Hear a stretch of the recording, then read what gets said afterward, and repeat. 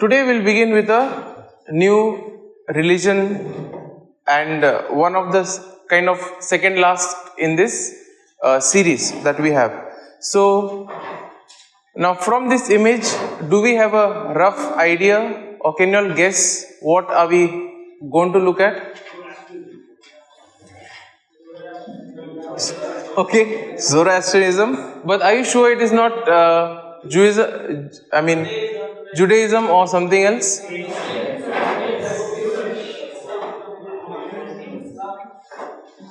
Okay, now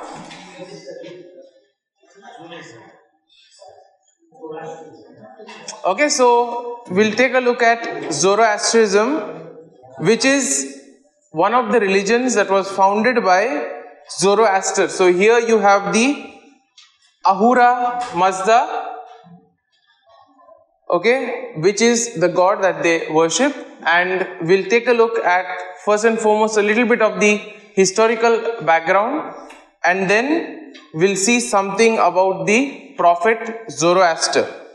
So we see that when we speak about Zoroastrianism, it was founded by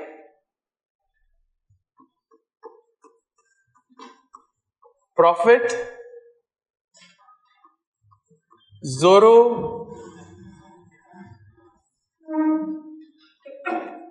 Zoroaster, or also called as Zarathustra.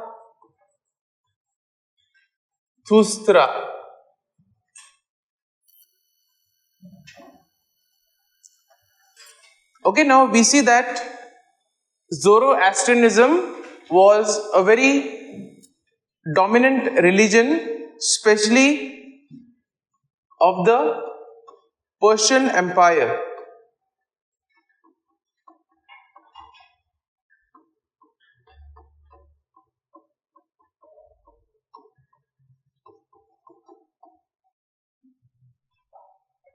And this was particularly from the 3rd to 7th century AD. Now, before we move ahead, I just want to know if you all have any idea, any rough idea about Zoroastrianism. Have you all heard anything about it?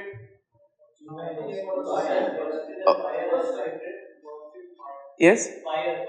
Okay, so then anything else? So we see that one of the main important aspects of this religion is the dualistic struggle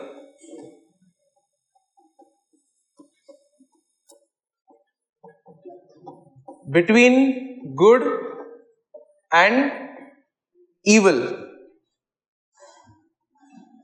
Now, they basically have a kind of the god and devil analogy just as we have. Okay, and it is said that Ahura Mazda, who is representing ultimate good,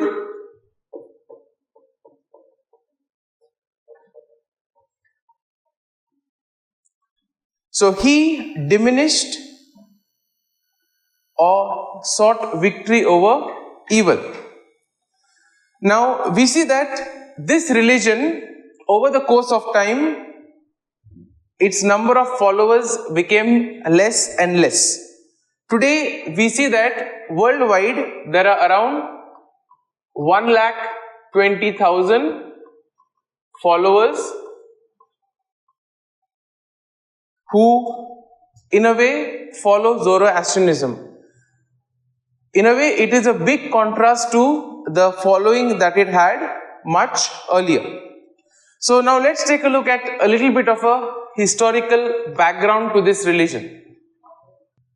So first and foremost, when we look at the historical background, we see that Zoroastrianism was a main faith of the Persian Empire. So in a way it was kind of a national religion during its dominant time. So during the height of the empire, it was the national religion. Now we see that during the 7th century, you have the Muslim conquest of Persia. Okay, and here things begin to change. And as a result, we see that status of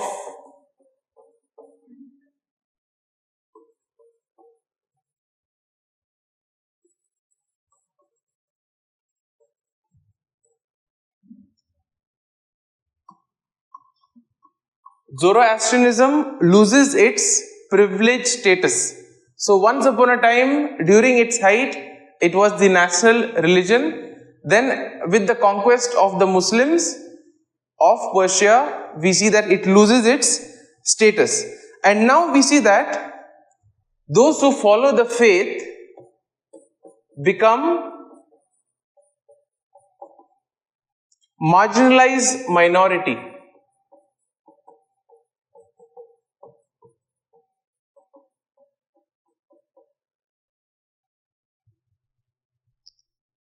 So in a way we see that in their own country they face a lot of restrictions. Now we see that the Muslim rulers allowed them to practice their faith, but there were heavy restrictions on the way they practice it, and also there was a lot of social discrimination. So we see that the conquest had with it heavy restrictions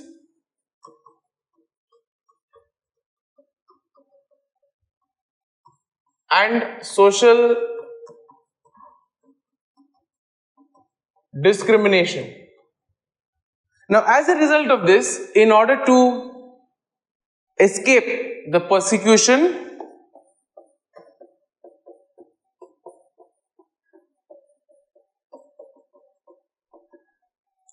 many of the Zoroastrians, okay, they flee Persia. That means they go away from Persia and they migrate to India.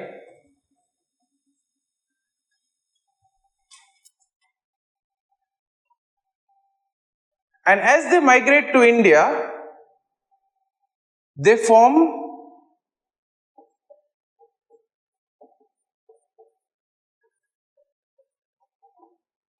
a community known as the Parsis, which is well respected and also which is prosperous. Now we see that this migration was important for the survival of Zoroastrianism, because if the people had not to migrate, what would have happened? They would have to give up their faith because of the persecution, because of the difficulties, and slowly they also may have been converted. So in a way we see that this migration of theirs was a key factor when it came to the survival of this religion. Now we see that it allowed the religion to exist outside of the homeland, outside of the place where it once was a national religion.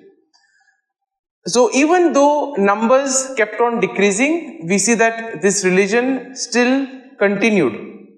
Okay, and now we see that the Parsi community in India is flourishing both economically and culturally.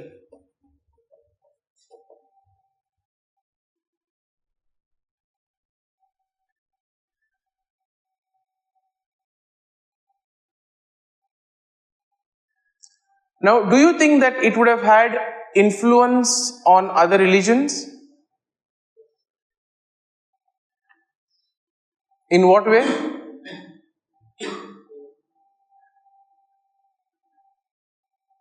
We see that as it was one of the major religions in Persia, there's a lot of influence which we also find in Judaism and Jewish religious thoughts. So we see that particularly when it came to Judaism, during the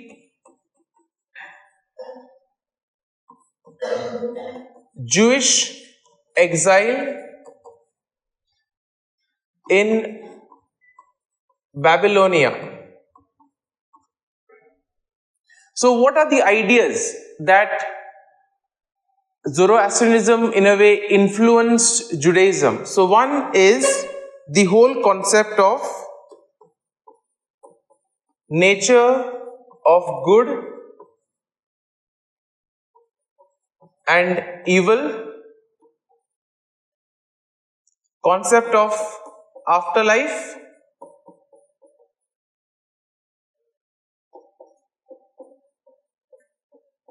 resurrection of the dead, and the final judgment. And we see that these elements in a way have also made their way into Christianity.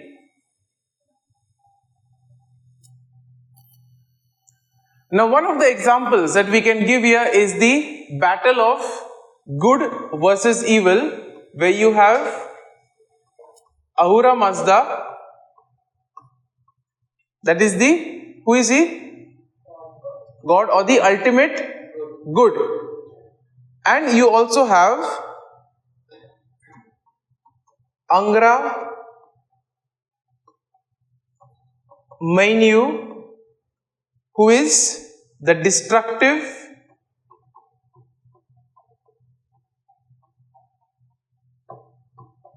spirit. Okay, so when we look at this, we can easily compare this to God versus Satan that we have in Christianity. Similarly, the ideas of final judgment, okay, of heaven and hell, and the coming of a savior.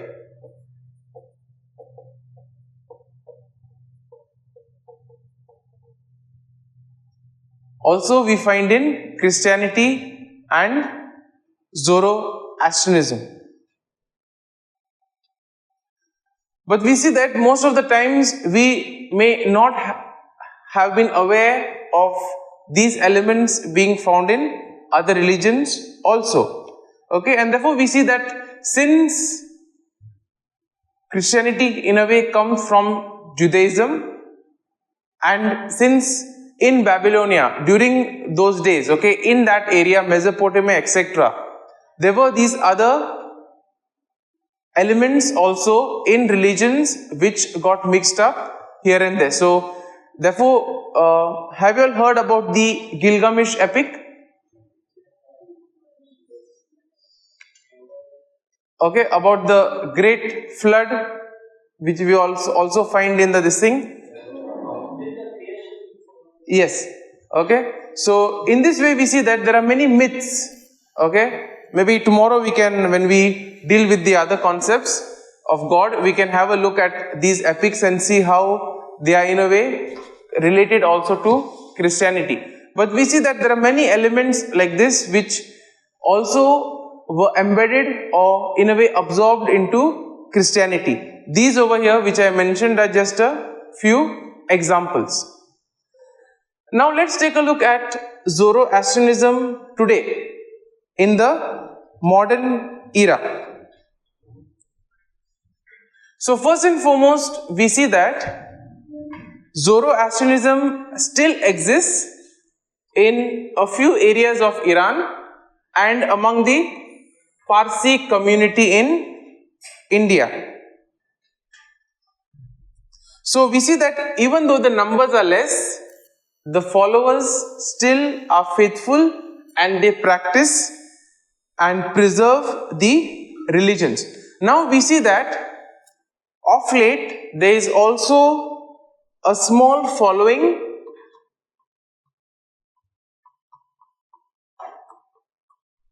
in Western countries also.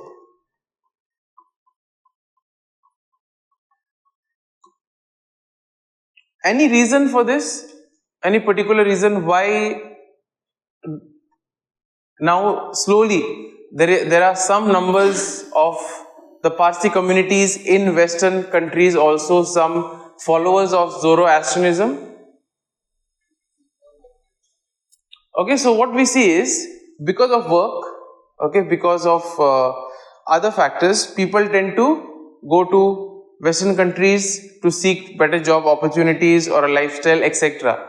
In this way, as they go there, when there is a substantial number, there also becomes a kind of a group where they are able to practice religions. Okay, so in this way we see that of late now there is also a substantial number in the Western countries. Now the community is very active in keeping its rituals, cultural identity and religious practices. Okay, and we see that the Parsis are also known for their contribution to business, culture, and in this way, especially in India.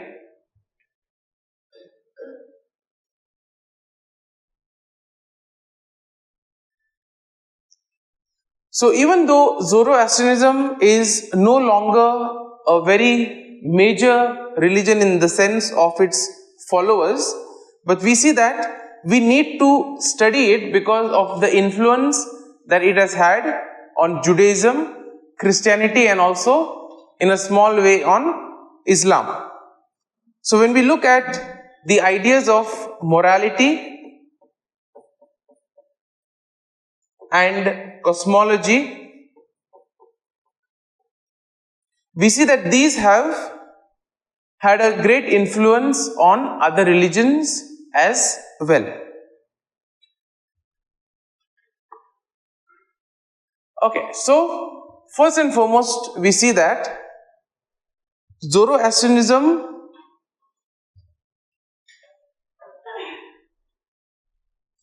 in a way gives a profound worldview. Okay, so the ancient Greeks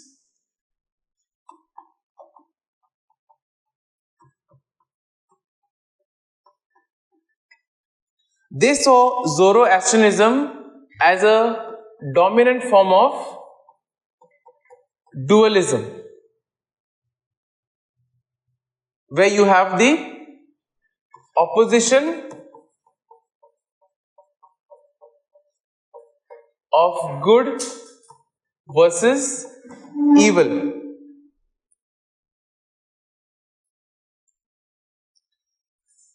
Now we see that, any idea who is this person?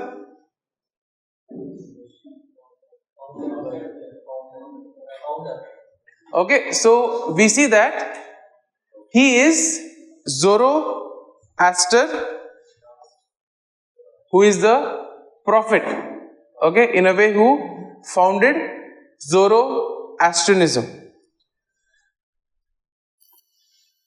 Now we see that Zoroaster, okay, is believed to have instructed Pythagoras. Okay, now who is Pythagoras?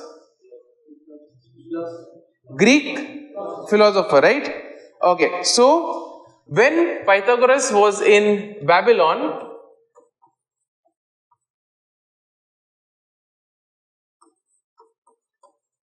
he came in contact with Zoroaster, and Zoroaster is said to have instructed Pythagoras. Okay, and we see that there are also other doctrines of astrology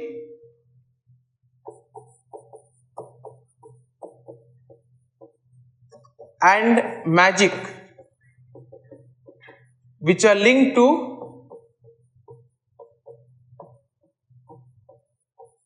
Zoroastrianism.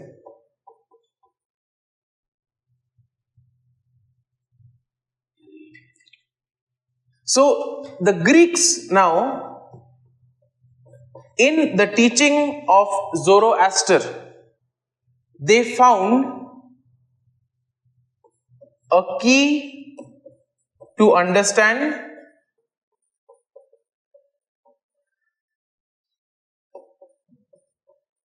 the cosmos plus human condition. In other words, the teachings of Zoroaster gave them an understanding of the world, of the universe, as well as of human condition, of what happens to man. Now coming to this, we see that the Jewish exiles in Babylon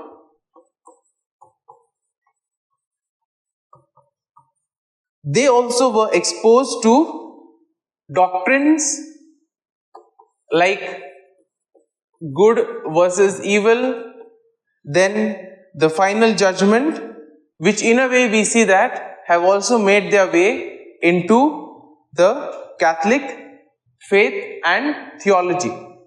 Now at the same time we see that early Christians, okay, identified Zoroaster with various biblical and extra biblical figures. Okay, so some of these were Ezekiel, Nimrod, Seth, Balaam, Baruch, and even Christ himself. Okay, so we see that, so this basically shows us that Zoroastrianism had a great influence on other religions as well. Now, though Christians earlier associated Zoroastrianism as a kind of a astrology and magic, okay, and some of them also in a way associated Zoroaster as a kind of a heretic, okay, from a different perspective. But there were also some who identified him with biblical figures, Ezekiel, Nimrod, Seth, Balaam, Baruch, and even Christ. Now, we also need to see Zoroastrianism in the Indo-European tradition. So, we see that it is often compared to other polytheistic traditions. So, what do we understand by polytheism? Many gods, okay? So,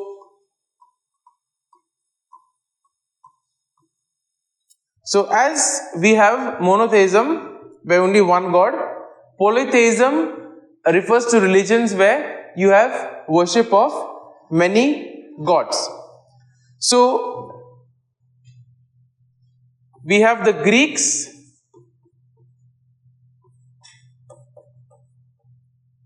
Latins, and Indians who come under this polytheistic tradition. Now we see that the teachings of Zoroaster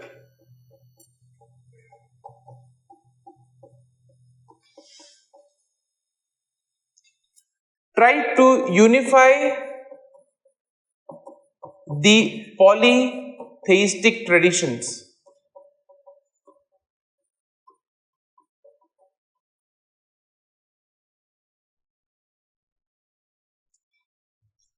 and he tried to bring them under the worship of one god, that is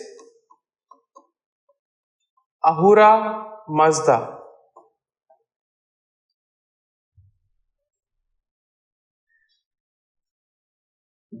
Now also it is important to note that while Zoroastrianism did not have a very aggressive monotheism, in the sense it was not very aggressive when it came to monotheism, but this is in a way a step towards a unified theology.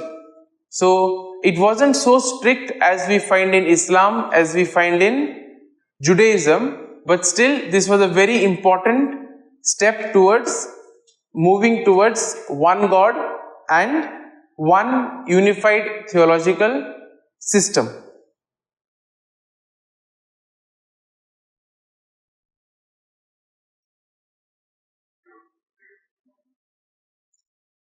Now, when it comes to the concept of good and evil, what is our understanding with regards to that? Okay, do we have good versus evil in Christianity? Yes. Yes, good. Now, what is our understanding of good and evil?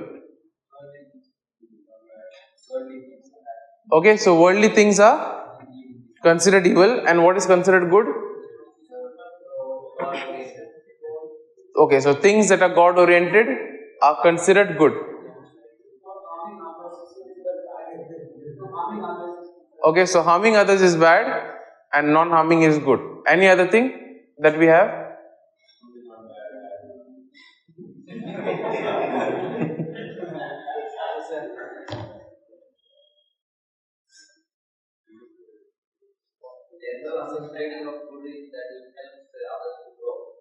Okay, and bad? Bad which doesn't allow others to grow. Oh. Okay, so this is in a way some of the understandings that we have about good versus evil. Does anybody have a completely different understanding? Okay, good to see some philosophy. Okay, so when we speak about this dualism, okay, we need to see that in Zoroastrianism, it is an ongoing battle between the two. Okay, between Ahura Mazda, who is in a way the supreme good, and the spirit of evil, that is the Angara Mainyu. Now, do you think when we speak about good and evil, are both of them equal? How many think that both good and evil are equal on the same kind of, if there is so much percentage of good in the world, there is equal opposite percentage of evil?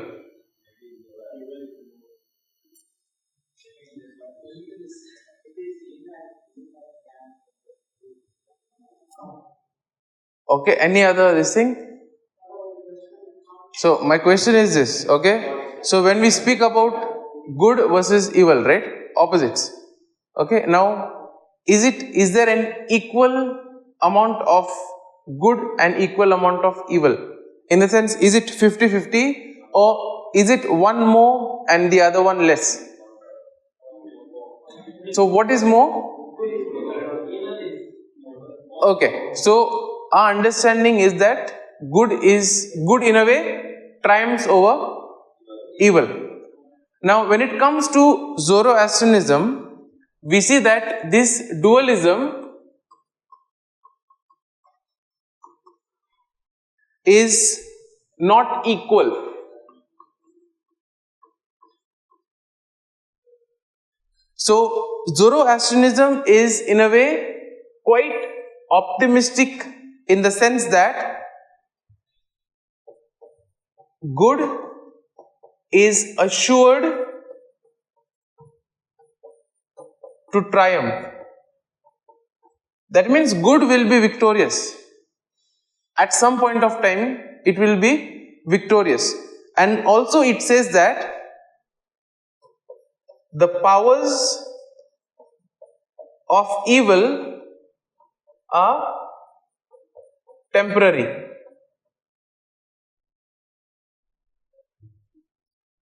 But in a way we see that, therefore in Christianity also we see that the whole question of persistence is very important.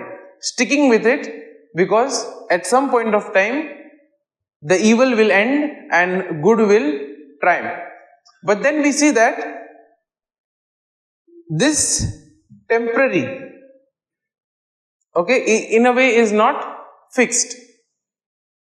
Okay, so something that is temporary can be for 1 month, also 1 year. Okay, so therefore we see that persistence is something that is in a way very important. Now it is also important to see that Zoroastrianism does not view this struggle as a metaphysical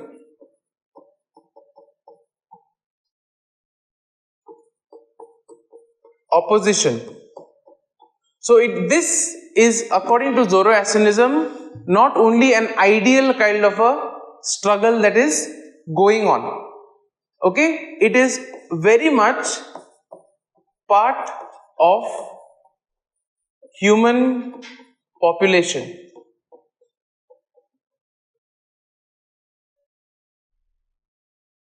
In a way, how do we humans contribute to good and evil? Okay, through choices. And why do these choices come into being? Okay, desire, yes, very good. Okay, so choices come because we have free will. If we did not have the opportunity to choose, if there was no choice involved, it would have been difficult in order to, so you would be condemned to select something, whether it would be good or evil. So you would not have any say in it.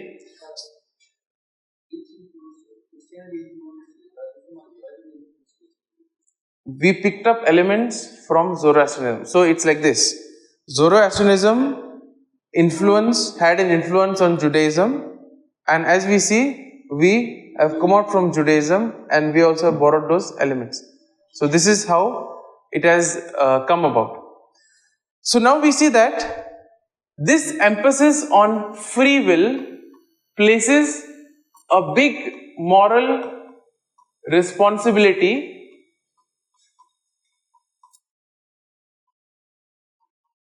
on people or individuals. So therefore, in a way, Zoroastrianism will provide a framework or a structure to understand this moral choice, to understand human freedom,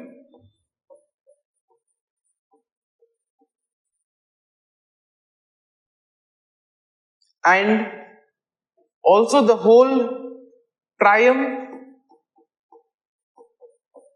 or victory of good.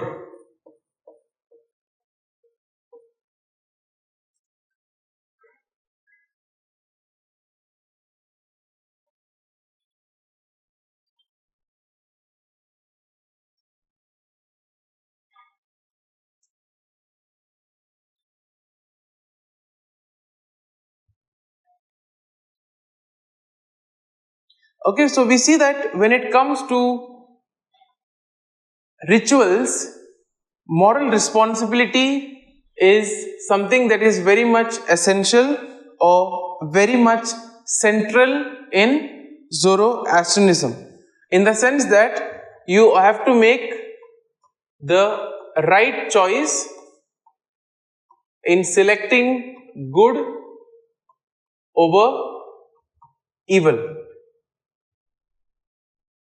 Now we see that the ethics, okay, are also in a way very much connected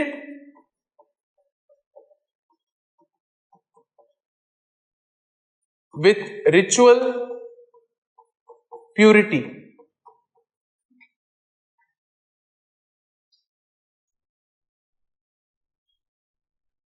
Now, why is purity important?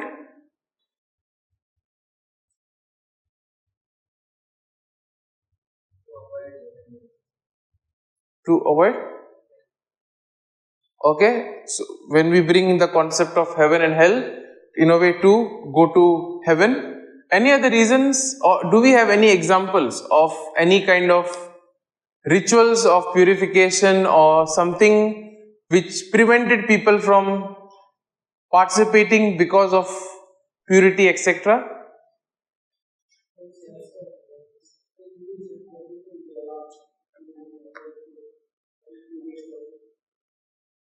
Okay, one example. Okay, yes, when you dip yourself in the river, you are cleansed of this. Uh, do we have any kind of rituals like this? Okay, confession is there. Then also we had baptism, right? And last time, as I was telling you all, earlier we had a kind of it was a big tank with steps going down.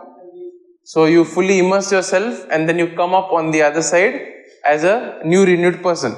So we see that this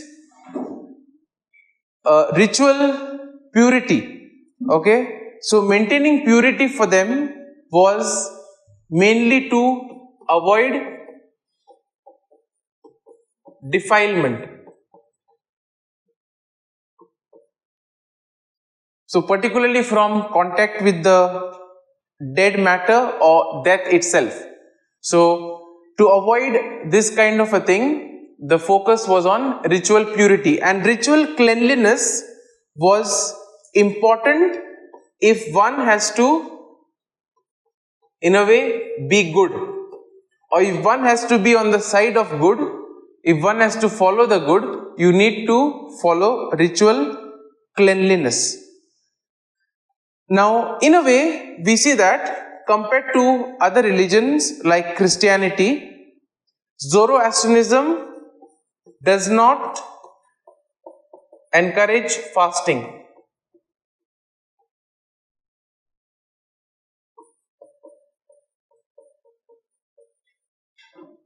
Or celibacy, except, okay, so except when it comes to purification rituals.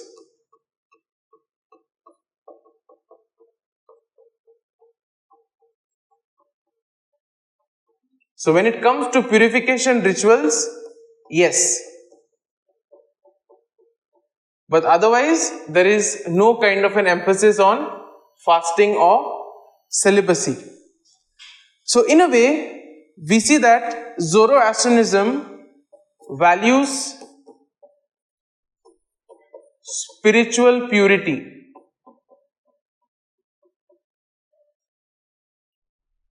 So it does not view the material world or the body as evil.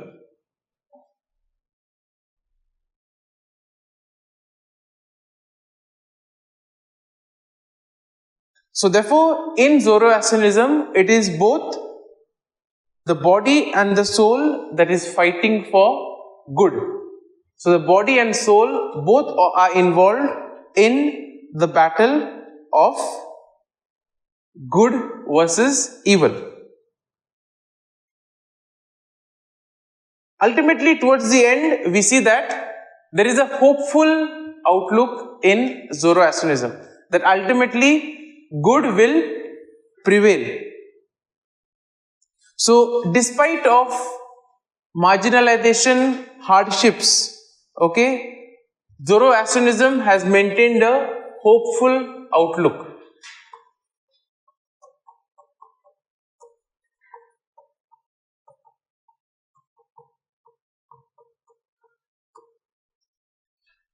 So in a way, we see that this optimism okay, is rooted in that good ultimately will be victorious and evil will be defeated. Now this is both in the cosmic sense, in the universe, as well as in the lives of people.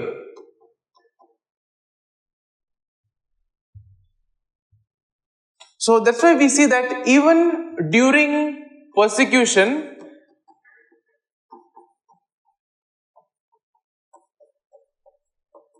the Zoroastrians held their faith. And when it was too much, they then migrated because they did not want to lose their faith. So in a way we see that they still maintain their beliefs, they maintain their faith, and this in a way enforces their moral responsibility even during difficult moments. Okay, so we'll stop for today. In the next class, we now go into the life of the prophet Zoroaster and his teachings. So today was basically just a kind of an overlook or overview of the religion. Okay, so next class onwards we'll go more into his concepts, what was his role as a prophet, and then we'll see the concept of God and how other elements influence. Okay, so thank you.